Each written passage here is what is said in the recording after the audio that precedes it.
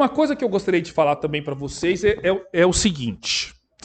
A ventilação pulmonar, para ela se processar, o que eu chamo de processar? Para a gente ter a geração de um fluxo aéreo ins e um fluxo aéreo expiratório, nós precisamos de quê? Mudando a minha pergunta, como que é gerado um fluxo aéreo ins e expiratório?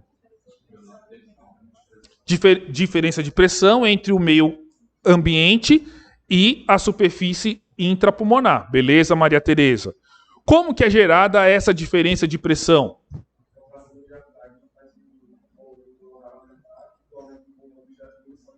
Exatamente, né? Então, nós temos um músculo respiratório, que é o diafragma, o principal aí que nós temos, né? O diafragma contrai e abaixa. Quando ele contrai e abaixa, eu aumento o volume da caixa torácica no eixo longitudinal. Volume da caixa torácica maior, a pressão diminui. Tem-se então a geração de um fluxo aéreo inspiratório.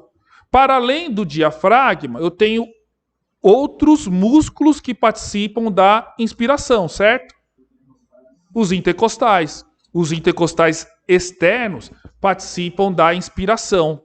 Os intercostais externos têm a função de elevar as costelas.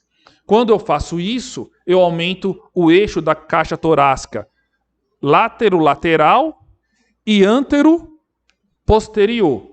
Seja como for, eu tenho o aumento do volume da caixa torácica e a diminuição da pressão intrapulmonar, gerando a diferença de pressão necessária para a geração de um fluxo aéreo inspiratório. Beleza.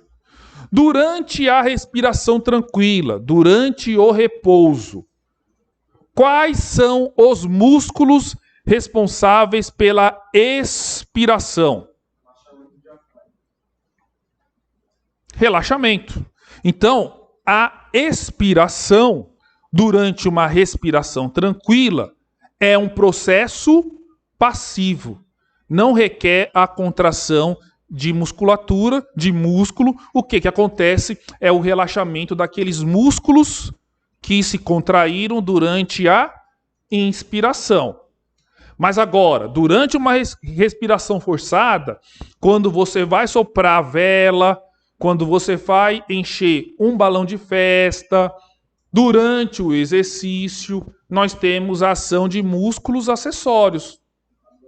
Os abdominais, escaleno, esternocleidomastoide ou mastoideu, como preferem alguns, enfim. Né? Então são músculos que são ativos, intercostais internos, né, durante a expiração. Então quer dizer, são músculos que se ativam durante a expiração forçada.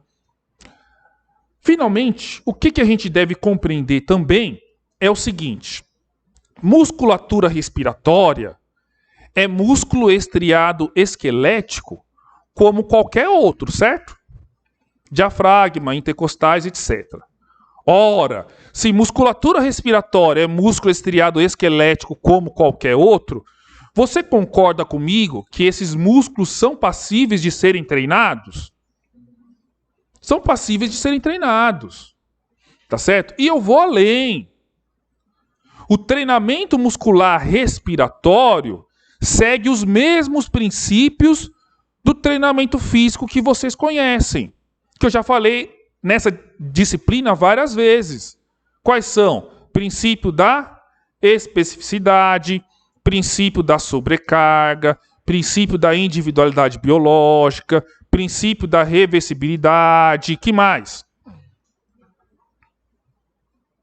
Princípio da saúde, né? Então, quer dizer, são todos princípios científicos do treinamento. Então, olha só, vocês vão na academia, né? Vários aqui são fisicamente ativos. Vocês podem descrever para mim a sua rotina de treino. Olha, eu vou na academia 5 vezes por semana, duração da sessão 40 minutos, intensidade moderada. Nós também conseguimos prescrever o treino da musculatura respiratória utilizando esses parâmetros. Qual é a diferença? musculatura respiratória não consegue sustentar um peso. Mas a musculatura respiratória, ela consegue gerar pressão ou diferença de pressão. Então, por exemplo, quando você pede para um paciente soprar, você está treinando a musculatura expiratória. Quando você pede para ele sugar, você está treinando a musculatura inspiratória.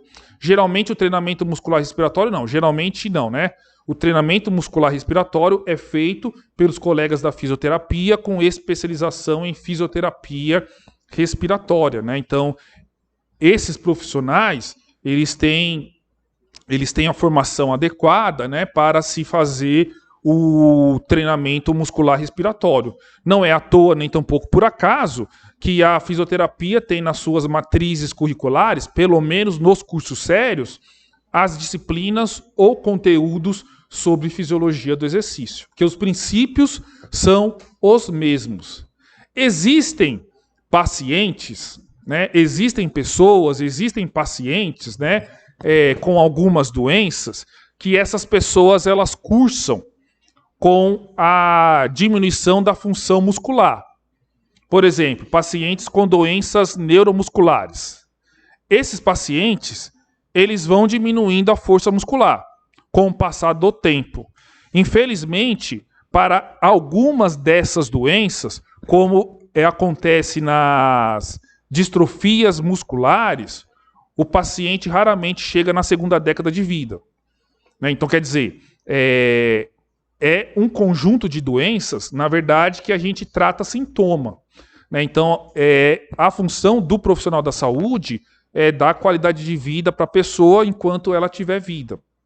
Então, grande parte desses pacientes, eles vão terminar em cima de uma cama, né? Por quê? Porque eles não conseguem mais andar, e eles vão morrer por conta de falência respiratória.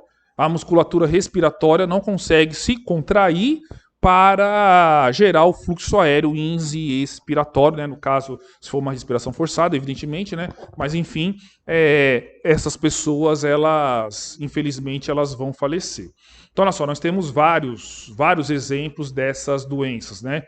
Distrofia muscular de Beck, distrofia muscular de Duchenne, esclerose lateral, enfim, né?